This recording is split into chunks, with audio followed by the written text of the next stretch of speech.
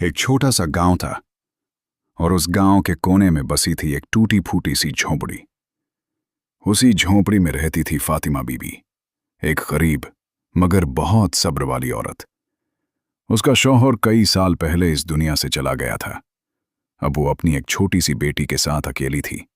न पैसा था, न जमीन, न कोई रिश्तेदार। बस था तो एक ही सहारा, अल्लाह पर भरोसा और नमाजों में मांगी गई दुआएं। फातिमा बीबी दिन भर गांव के घरों में झाड़ू पोछा करती। जो भी बचा खुचा खाना मिलता वो बेटी को खिला देती, खुद अक्सर भूखी ही सो जाती। लेकिन हर रात वो सजदे में जाकर एक ही दुआ मांगती, या अल्लाह, मेरी बेटी को वो दिन कभी ना दिखाना जो मैंने देखे हैं। फिर आई एक रात, ठंडी, सर्द और बहुत भारी। बारिश हो रही थी, झोंपड़ी की छत टपक रही थी, बेटी बुखार में तड़प रही थी और फातिमा बीबी के पास दवाई के पैसे तक नहीं थे। उसने अपनी पुरानी चादर बेटी पर डाल दी और खुद ठंडी कीचड़ भरी जमीन पर सजदे में चली गई।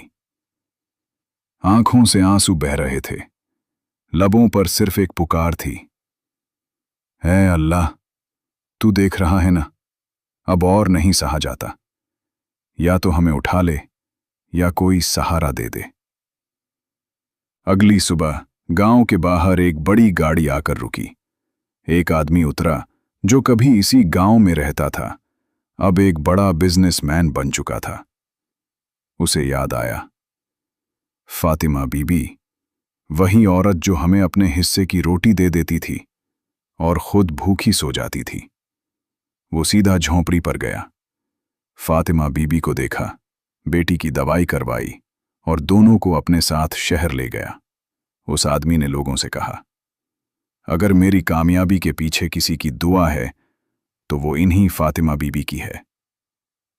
कुछ सालों में फातिमा बीबी का पक्का घर बन गया, बेटी को तालीम मिली और आज वही बेटी एक यतीम खाने की मालकिन है, जहां हर दिन सैकड़ों बच्चे खाना खाते हैं और खाना खाते ही एक दुआ पढ़ते हैं, या अल्लाह, दुनिया की हर फातिमा बीबी को सुकून और सब्र अता फरमा।